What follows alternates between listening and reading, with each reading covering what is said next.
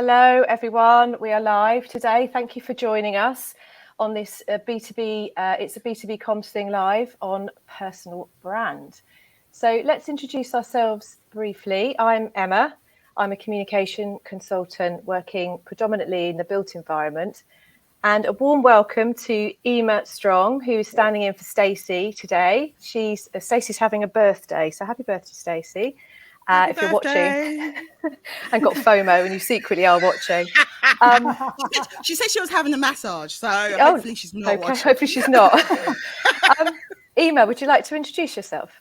Yep, I'm Eimear Strong. I run a specialist marketing consultancy looking after the offsite construction sector.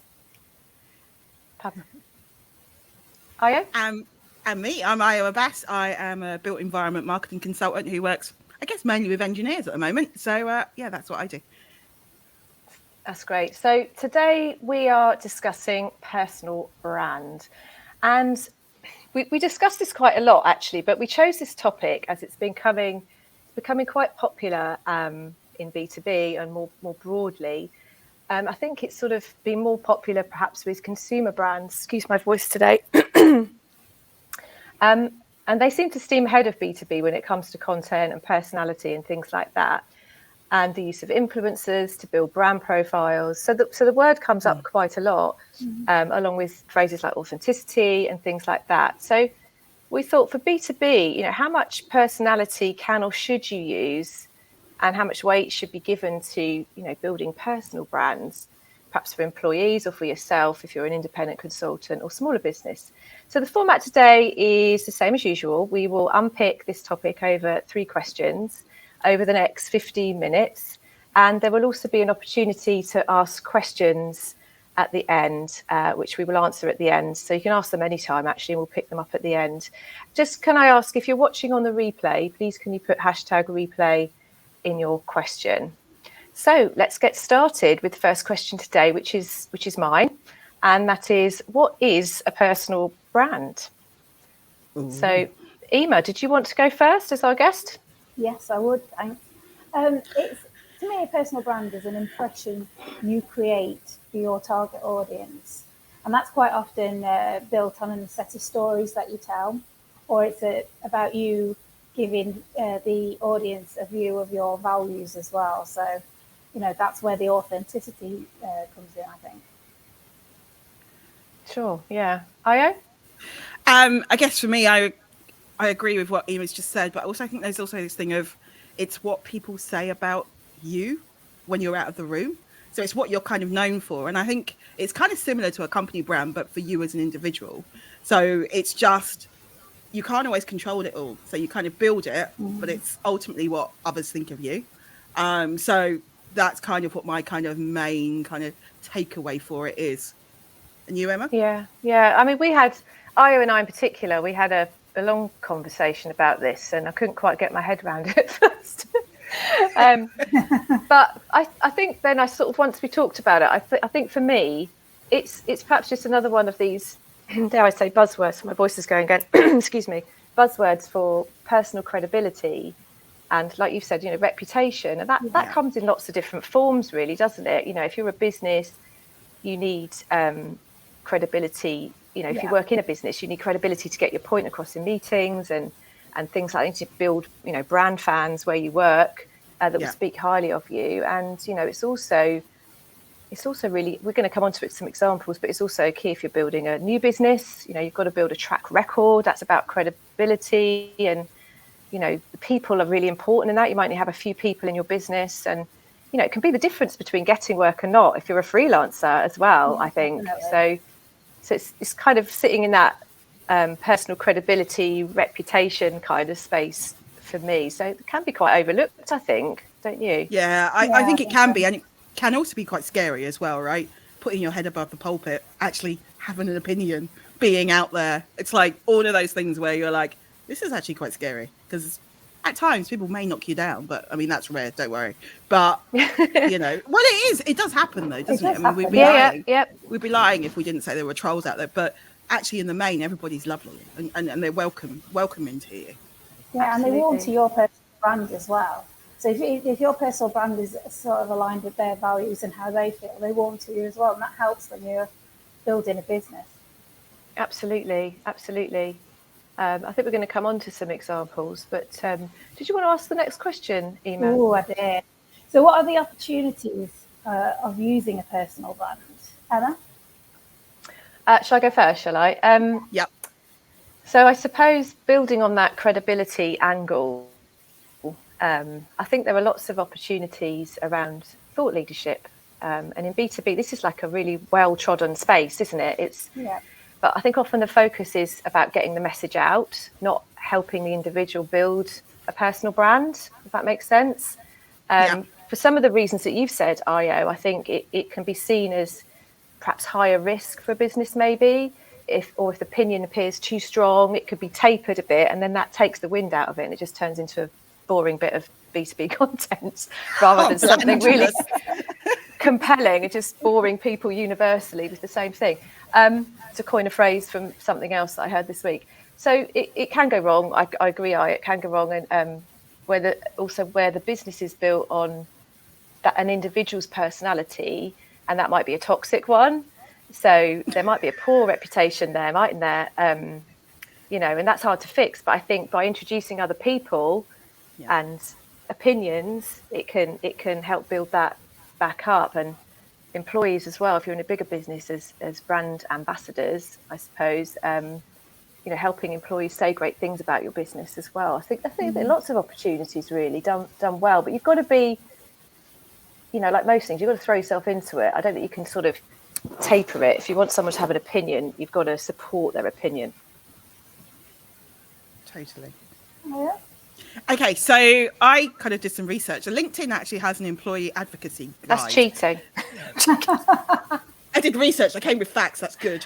And no, but what was interesting was they were saying that employee networks have 10 times, employees basically have 10 times more connections than their company page and their followers. Wow. So when you start looking at that, and then also when you kind of build in, there's like an Edelman Trust Barometer, and people are 3 times more likely to trust company information shared by their employees. That's why personal brand works. Yeah. And I kind of think those stats, and you're like, that's why we need to get our people kind of infused and understanding how to use LinkedIn, how to do that whole B2B thing, because actually they're going to get way more traction than we will if we're sharing as a company. And it also said that, the other thing I thought stood out was that only 3% of an employer's employees actually share their content about their company or any. And that's huge. That means that there's a huge opportunity for everybody to kind of actually start embracing that and start supporting their employees to have a brand, talk about the things that they do, and kind of become that voice of their company. So that's kind of, I took it from the kind of stats way, because I knew I'd seen this report somewhere, but I will share a link to it because it's actually a really interesting read. But also when you think about everyone's trying to get talent at the moment as well, actually, if you start to get those personalities out, you'll start attracting those types of people as well. So I think that's your opportunity. I think that sort of leads on to what I've been thinking a lot about in the last couple of days. I've been at UK Construction Week, and we've been talking a lot about recruitment and getting people into the sector, and also issues that are affecting construction at the moment, diversity being one of them. And I think a really decent personal brand is beneficial for the wider sector, because people will talk about the issues they're having with recruitment. They'll talk honestly about the kind of race to the bottom culture you sometimes find within construction and pricing. And those sorts of people get traction with social media, and those posts get shared, and it can only be beneficial for the wider construction community as well. If you see someone with a really strong personal brand talking about how great it is to work in our sector, it will make people want to come and work in our sector. And we desperately need that at the moment. I think that's a really good point, actually. And I think we could all think of people. There are some big personalities in the built environment sector. And, the companies they work for also are very respected. And, there's got to be a link there somewhere. And they are,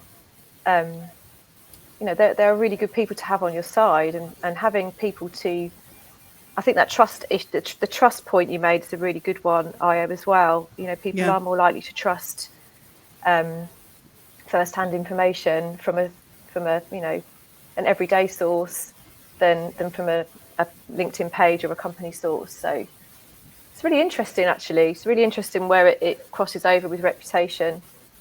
It's really interesting, and you're right. And there is this whole, you're going to need some framework out there so people don't go nuts and kind of say anything. But you kind of need to give people, trust them, don't you? You do need to trust them, but you also do need to have the frameworks of your social media policy. Don't say don't say online what you wouldn't say to someone's face, all that kind of sensible stuff also needs to be there, as I've also seen. I think you're right. It's interesting as well. So the social media thing, I mean, we've all worked in-house, I think, haven't we, previously? And, I remember, because I'm that old, I remember when we were first letting staff on social media, letting them on social media. I've done that quite a lot today. I don't usually, and I don't know why. I think it's because I've sat down and I'm usually stood up. My hands are usually doing other things. So sorry for the bunny ears. It's adding a bit of texture. So I think that it's really important to give them the tools and the leeway. Helen Reynolds said something really, really interesting about consumer brands and how consumer brands pay influencers to be making the content they should be making themselves. The reason people go to influencers is for that authenticity and to buy because they believe. And it's that, if your employees, excuse me, or your individuals, or you as an individual is that influencer, that's really interesting for B2B. Right. I've seen this quite a lot in my sector as well. There are so many excellent personalities who could be influencers in their own right and are nervous to use social media. So we need to sort of coach that out of them as well. Okay, so final question. So tips on building a personal brand. How do you build one? What do you do? Do you want to go first, Emma? I will. Sorry about that. I had to cough. It's all right. I knew you were going to come to me if I coughed. I didn't know. No, sorry. So I think I'm going to probably reflect on this from a personal perspective. And I remember when I started work, I was, ambitious and young, and I didn't really have a lot of great role models, I don't think. I think there weren't many women role models for sure. They were either men or they were women that were very sort of archetypal, dominant types. And I say that from a personal experience. I knew I needed to create a profile for myself to get on in work. No one was going to do that for me. Maybe that's a mindset thing, but building credibility in your job, I think, is really hard, and especially when you're younger as well. I was probably generationally part of that shift, I think, for it to be okay to, show more empathy and not be the archetypal female. And so I think empathy is really important, and not being afraid to be humble.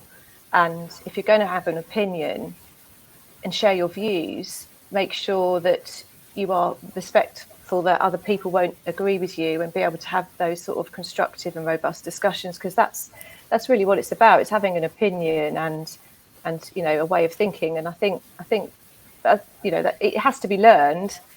I think that skill, some people have it naturally, but it can be learned, I think. Stephen Bartlett had a really great example, actually, of an employee. He talked about it on LinkedIn, and an employee of his that showed empathy towards another employee when they had a minor accident at work. And when it came to promotion, he remembered that moment, and he remembered the empathy that individual showed, and that stood out for him over and above the core skills needed for that role. So, I think I would say it's not all about marketing. And don't be afraid to put yourself out there and have an opinion, but make sure you are able to show empathy. Brilliant. And Eimear, what tips would you give to someone building a personal brand? I know you've done quite a lot in the past year or a couple of years. So I think for me, there's a couple of things. One, allow yourself to grow into it. So I've always had the same sort of personality, but I've actually allowed my personality to come out and shine, particularly since I've been self-employed. And I found that people prefer to work with me because I'm just me and I'm trying to be collaborative. So I suppose that goes back to the authenticity part. I also think you need to surround yourself with some of the people that would give you a good influence when it comes to your personal brand. Some of the people that you might want to be yourself. So I've got a really good network within the sector of women that I completely admire, completely trust, and I feel like we all lift each other up.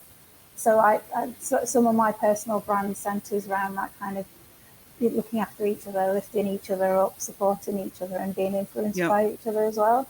So I'd say that who you surround yourself with is really important when you're building a personal brand as well. Okay, I've got a couple more on the tips. So I think some of mine were, because actually I was thinking, like, how did I do it myself, like similar to Emma, but actually it's things like free challenges, like Helen Pritchard does a free 5-day LinkedIn challenge and all of those, which, okay, not everything's completely applicable to our sector, but actually it gets you out of your comfort zone, gets you trying new things and just learning some of the kind of tactics and stuff that works. And I kind of think some of those are great. Doesn't matter, it's not your sector, but actually you can learn a lot. But also there's a lot of kind of LinkedIn gurus who you can also follow. So John Esperian, Helen Pritchard, Brenda Miller, Leah Turner. So they've all got, and they give lots and lots of hints and tips on how to kind of raise your personal brand. And also Ella, who's online right now, Ella Orr, she's doing loads of stuff on personal brand. And I think those types of guys, follow them and they'll give you lots of hints and tips on what to post, what to do, what's working, because everything changes all the time on this platform. And I also think there's lots of kind of free resources. So I know, for example, an agency called Brandable did an amazing kind of guide to LinkedIn during lockdown, which I'll share some links to. Beautifully laid out, but really nice kind of handy hints and tips on what to do as well. So for me, I think there's a lot out there that you can kind of use to kind of break yourself into it. But also when you start out, don't be afraid just to go in and comment and engage and support others, because that's actually a nice way, even if you don't feel confident enough posting yourself. I think you can start by commenting and engaging as well. That's a really good one, actually. I think easing yourself in and building your confidence, like Eimear, it took me a while to build that confidence, not being employed as well. And it's a really, really important point. Is, you can't just suddenly go out there and tell the world everything. I'm here. I'm here. It's about being credible. So that can take time as well. I think it's not an overnight thing, is it? No. I think LinkedIn helps with that as well, because things like your LinkedIn recommendations and people actually validating what you've done for them, that helps with that as well. And it helps with your confidence. So then that transmits into your personal brand. Brilliant. Yeah. Okay. Well, we're kind of up for time on the main event, but we've got some questions that have come in. I think we've answered one of them, tips about how to start. I think we've probably covered that, actually, hopefully. But if who asked that? Was that trying to think, where's it gone? Yes, agree. Joe, it takes a long time, Joe. What are the key do's and don'ts? Rianne Newman, so I think we've covered that, but if there's something we haven't covered, do let us know. April has asked, how far should a company go in shaping and monitoring their employees' social voice and therefore their brand? Only really I will answer, and again, this totally depends on the company, what you do. I think a general rule is it would come back to ethics, as long as it's not against the law and breaking any ethical code. It's about freedom of voice, and so providing it's not damaging to the company and expressing a view that is not in tune with what you do fundamentally and ethically, it shouldn't really be controlled in that way. That's how are you going to get personality if it's controlled? It doesn't work. We've all seen it. It doesn't work. You can tell when someone is tweeting a corporate tweet. It doesn't work. So hopefully that answered. I don't know if anyone's got anything to add to that one. I think you have to be careful you don't take the wind out of people's sails as well with this, because you start setting out too many guidelines and they'll actually step back from wanting to share corporate content and actually be a voice of the business as well. So be very careful about that. Yeah. I think in some ways you just got to kind of train people, then let them go in a way, isn't it? And like we said before about setting up that framework. But in terms of monitoring a kind of employee social voice, I guess you can track that a bit, but I think it's more looking at the overall conversations, and you'd have to look at quite a lot, because I think they're a bit more ad hoc, aren't they? And they're harder to monitor. Yeah, and it is a minefield. It is a minefield, and it is a bit test and learn, and you won't get it right the first time. And it's not. There's no rule book with this. It's you have to kind of give it a go. Rihanna's also asked, what's the best way to show you a diverse and inclusive employer on social media without attracting the trolls? It can be tricky to navigate. as it's such a key issue that comes up with both negative and positive opinions. I agree, it is tricky to navigate. My opinion is, and this might be fairly idealistic, I appreciate that, but if you are genuinely doing what you say you do, you shouldn't have a problem. Period. Yeah. That's quite. It's like, whoa. Shouldn't have a problem. That's my opinion. But actually, do you know what? I think, like, show you are diverse as an employer. Please don't show me lots of kind of those like generic image library images of diversity, which are, everyone's smiling and getting on. But actually, why don't you support those diverse and inclusive, those people who are showing your diversity and inclusivity to actually have a voice? And I think in that kind of stuff, show me, don't always kind of just put out the kind of generic corporate message, but actually be supporting those diverse communities to actually have a voice. And also, obviously you may need to support them more, because actually they could be more vulnerable in a way, for actually standing up. But I think, there is a chance to kind of do that in a more authentic way that would actually resonate more and be more truthful to your organisation. So I think that's actually an opportunity there. Yeah, you can elevate their personal brand. It can be kind of a quid pro quo, can't it? Yeah. If it's supporting them to shine from their personal brand perspective, it reflects. And I think that's where it's probably more about what they've got to say as a person than it is what they've got to say as a company. So that's where it becomes more authentic, is if that person is genuinely talking about, let's say they work in, I don't know, the technology sector of some description, and they are very passionate about the topic. They're not talking about the company, but they're talking about the topic, and it reflects well on you as a company because of the way they're talking about it and the fact that they are a genuine person. So I think this is the thing, coming back to the question we had at the beginning. It's not about share necessarily. I know we have touched on sharing corporate content in your stats, IO, but it really is about letting their personality shine, not sharing corporate content in a personality way. It's about them having a voice. I think if we're talking about employees, I don't know what you two think. Yeah, I think it's sometimes with the corporate stuff, it's about their interpretation of the corporate stuff. They just they can paraphrase it in a way that brings out their personality. So it's almost repurposing it in a different way. Completely. I think you give people the start of a 10. You don't say this is what you have to post. You give them the start of a 10, because I always kind of think if you're giving people a blank page, it doesn't always work. Let's be honest. They'll just ignore that's it. True. So you give them a start of a 10, and then see what comes out. Questions. But yeah, I think with that one as well, cultures are really important. So if there's a culture in the business where everybody feels engaged in the business, how they then translate that corporate material will really work well. Yeah. Absolutely. I think it will shine through. This is what I meant. If you're genuinely doing what you say you are doing, that will come across, because that person will be happy and free to share their opinion, and it will be a good opinion, and all of those things will reflect really well on the business. And we haven't got any other specific questions. Joey said always stick to company policy and follow your professional institutions bylaws. Yeah, absolutely. 100%. You can trust people, right? I think most people are sensible, and if the company you're working in, you know what the line is as well, don't you? You've got to. You do. You don't want it to be 45, do you? So you know. It's about being sensible. Exactly. No one's going to come out on LinkedIn and do that. It's just not. It's not going to happen. No. If it does, it'd be short-lived. I don't know. Why would you do that? Think about it. I don't know why you do that. And Joe's given an example of Katie Keller. Sorry. Yeah. She's amazing. She's a crane driver, isn't she? Am I completely making that up? Yeah, someone has said also self-awareness. Yeah, absolutely. Self-awareness is absolutely key.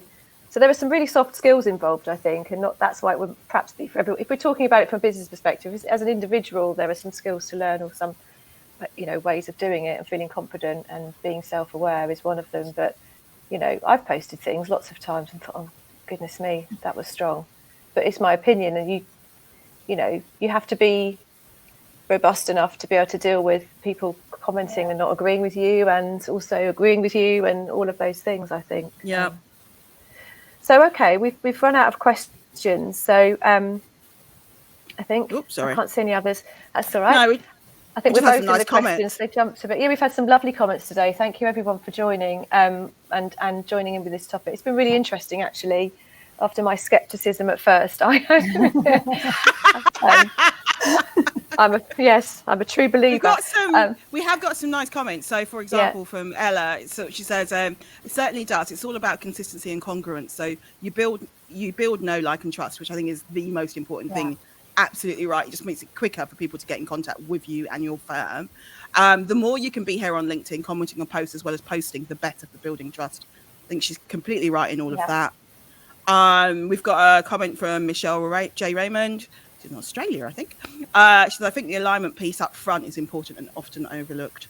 So alignment with what it does with your overall company and how it's all going to work, which I think is very, very true. And having those frameworks in place so that people actually know, I guess, what parameters to work within as well. You want them to go out, but you also want them to feel supported. So it's that kind of weird, setting all of that up. And that's very, very true. Protect them as well as the business, isn't it? To protect their reputation as well. Absolutely. Oh, absolutely. Okay. And then final comment. She is brilliant, which I think is Katie, not us. Yeah, I think Leanne and I were talking about Katie yesterday. Okay, so I think that just leads us to say, I think we've had a great discussion today. So thank you so much for joining, everybody. We are just about to time. So please make a note that we're usually the first Friday of the month, but the June one will fall on the Jubilee weekend. So we are actually going to move it to someone's excited. I'm going to Legoland in I suppose actually in London, you're in London, aren't you, Io? I suppose it would be very exciting in London, actually. I won't be here. I'm in Denmark. Oh, okay. Denmark, okay, fair enough. Amazing. We're moving it to the 10th, Friday the 10th of June, but we will post that on all our feeds, and Stacey will be back with us. So if you have any suggestions of topics you'd like us to cover, please do DM any of us. And thank you so much, Eimear, for joining us today. We've had a great discussion, so thank you very much. Thanks all. Take care. Thank you. Bye. Thanks, everyone. Bye.